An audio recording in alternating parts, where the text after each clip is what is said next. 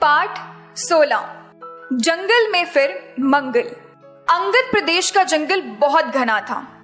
वहां तरह तरह के जानवर रहते थे। जंगल के निकट अनेक गांव के लोग भी बसे थे। गांवों के लोग जंगल पर ही अपनी आजीविका के लिए आश्रित थे। सभी खुशहाल जीवन बिता रहे थे।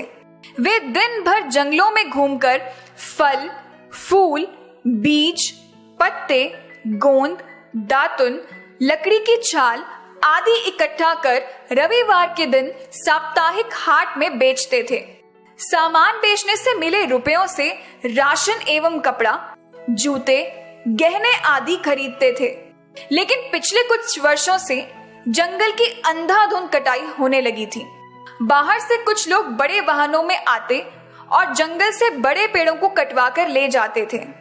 ग्रामीणों को पेड़ों की कटाई छटाई करने से अच्छी मजदूरी मिल जाती थी। वन पदार्थ की बिक्री से कम पैसा मिलता था, इसलिए गांव वाले पेड़ों की कटाई से बहुत खुश थे। लेकिन वे इसके दुष्परिणाम से अनभिज्ञ थे। देखते देखते जंगल के सारे पेड़ कट गए। शीशम, महुआ, कटहल, आम, जामुन आदि सभी पेड़ कट चुके थे। जंगल में हरियाली की जगह वीरानी छा गई। गांव वालों पर दोहरी मार पड़ गई। एक तो उन्हें पेड़ काटने से मिलने वाली मजदूरी बंद हो गई और जंगल से चुन बीन कर लाने वाली वस्तुएं भी समाप्त हो गईं। भुखमरी की स्थिति पैदा हो गई। कुछ ही वर्षों में गांव की अर्थव्यवस्था गड़बड़ा गई। जंगल कटने से वर्षा भी कम होने लगी। इससे खेती के साधन भी नष्ट हो गए। उस दिन रविवार था। हाट में लोगों की भीड़ जुटी हुई थी। एक तरफ सब्जियां बिक रही थीं, एक तरफ मसाले की दुकानें सजी थीं, वहीं नमक बिक रहा था जिसके खरीदार अधिक थे। कुछ दुकानों में चावल, दाल और अनाज बिक रहा था। भोजन के लिए शाकाहारी और मांसाहारी हर प्रकार के सामान बिक रहे थे। ईंधन के लिए लकड़ी, कोयला आदि। हाट में खाने के भी तरह तरह के सामान भी बिक रहे थे। गाजर का हलवा, पेड़ा, बताशा, चाट पकौड़ी, कपड़ा, खिलौने आदि की दुकानें सजी थीं। एक दिन रविवार को हाट से आने के बाद सभी गांवों के लोग सो गए, परंतु देवराज डिबरी की रोशनी में पड़ रहा था। वातावरण शांत था। तभी उसे पेड़ की टहनियां टूटने की आवाज सुनाई पड़ी। वह सोचने लगा, पेड़ की कटाई छटाई दिन में होती है, रात में नहीं। कुछ गड़बड़ है। तभी उसे हाथी के चिंगाड़ने की आवाज सुनाई दी। वह समझ गया कि हाथी पेड़ की टहनियां तोड़ रहा था। देवराज यह भी समझ गया कि हाथी अब गांव के घरों को तोड़ेगा और वहां रखा हुआ अनाज खा जाएगा। रात में गांव में हाथी आने की खबर सुनकर कोहराम मच गया। पिछले सप्ताह ही गांव के लोगों को हाट से गांव लौटते समय हाथी ने पैरों तले रौंद डाला था। उनके माथे पर अनाज था। वे अंधेरे में हाथी को नहीं देख पाए थे। हाथियों के कहर की घटनाएं अक्सर घटने लगी थीं। चारों तरफ हाथियों का आतंक था। हाथी अनाज की तलाश में गांवों में घुस आते थे।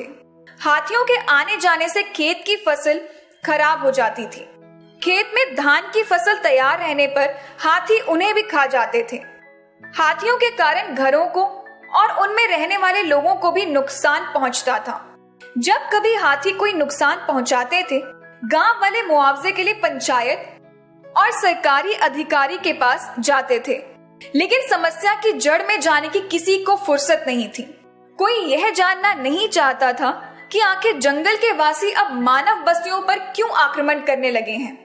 गांव में फूल सिंह एक समझदार युवक था। उसने एक दिन पंचायत में प्रश्न उठाया कि आखिर गांव में हाथी आते क्यों हैं?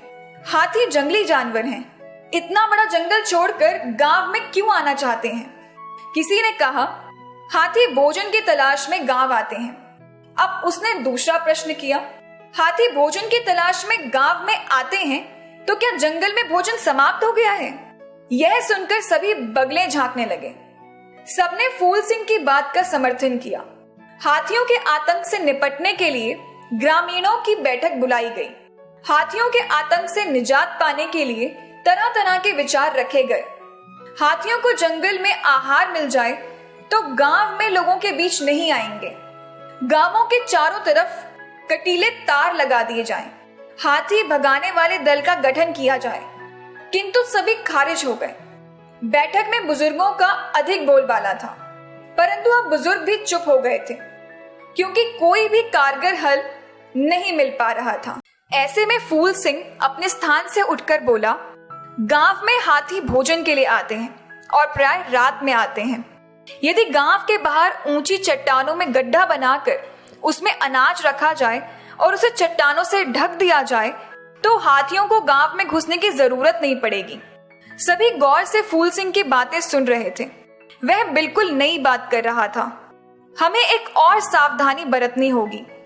घरों में गन्ना या गुड़ नहीं रखना होगा। हाथी अनाज से ज्यादा गन्ने और गुड़ की खुशबू से आकर्षित होते हैं। लेकिन पहले तो हाथी कभी नहीं आते थे। गांव के एक बुजुर्ग ने पूछा। अब गांव की एक शिक्षित स्त्री कृष्णा ने उत्तर दिया। उसने कहा, पहले और अब की स्थिति में अंतर आ गया है। जंगल समाप्त हो गया है। अब ना ऊंचे ऊंचे पेड़ बचे हैं, ना वनस्पति और ना ही जलाशय। वर्षा भी कम होने लगी है। अब तो सिर्फ जंगल की खाली जमीन बची है। लेकिन ऐसा क्यों हुआ? एक अन्य बुजुर्ग रामफल ने सबसे प्रश्न किया। एक दूसरे बुजुर्ग ने कहा, पहले हम लोग जंगल से फल, फूल, बीज, दातुन, पत्ता, जलावन आदि इकट्ठा किया करते थे। हाट में उसे बेचते भी थे। लेकिन अब मजदूरी पर आश्रित हो गए हैं। अब जंगल में पेड़ भी नहीं बचे हैं। मजदूरी के लिए काफी दूर शहर जाना पड़ता है। गांव का एक दूसरा युवक सिद्धांत बोल रहा था, हम लोग तो गांव से दूर चले जाते हैं, लेकिन जंगली जानवर कहाँ जाएं? छोटे छोटे जानवरों का अस्तित्व ही खत्म हो गया। बाघ, तेंदुआ, हिरन सब खत्म हो गए। जंगली सुअर और जंगली कुत्ता भी यहाँ के जंगल में अब नहीं दिखते। इनके अलावा कुछ हाथी हैं जिनसे हमें परेशानी है। सिद्धांत ने आगे कहा, हमने तो जंगल की सुरक्षा की कभी बात ही नहीं सोची, बल्कि जंगल कटने दिया। यदि हम भोजन की व्यवस्था करें, जंगल में खाली जमीन पर बांस के भरपूर पौधे लगा दें, जंगल के किनारे खेतों में ईख लगा दें, तो हाथियों का गांव में आना बंद हो जाएगा। वे अपने जंगल में फिर मंगल मनाएंगे। जंगल की सुरक्षा के लिए लोगों ने कमर कस ली। दूसरे दिन से ही लोग इस काम में लग गए। जंगल में बहने वाली नदी जहां पतली होकर बहती थी, वहां चट्टान जमा दी। इससे नदी में जगह जगह पानी का ठहराव हो गया, जिससे जंगल की जमीन में नमी आ गई। वसंत आते आते बड़े बड़े पेड़ों से कोपल फूट आए। नदी के आसपास के कटे पेड़ों से खूब सारे कोपल निकल आए। वहां खूब हरियाली फैल गई। बरसात खत्म होने तक जंगल में हरियाली भर गई। खाली जगहों पर बांस के पौधे लगा दिए गए थे। वे भी काफी तेजी से बढ़ने लगे। सुबह सुबह गांव के कुछ युवक खेत से ईख काटकर जंगल में रख आते। इससे हाथी भी बहुत खुश थे। एक दिन एक मोर जंगल की ओर से उड़ता हुआ आया और विद्यालय की छत पर बैठ गया। बच्चे मोर देखकर ताली बजाने लगे। वे खुशी से नाचने लगे। वर्षों बाद कोई मोर गांव में आया है, एक बुजुर्ग ने कहा, और उसके बाद तो रोज ही कोई नया पक्षी गांव में दिखाई देता। जंगल से भी तरह तरह के पक्षियों और जानवरों की आवाज आने लगी। गांव वाले भी बहुत खुश थे। खुशी जंगल से लेकर गांव तक दिखाई दे रही थी। जंगल में फिर मंगल जो हो गया था।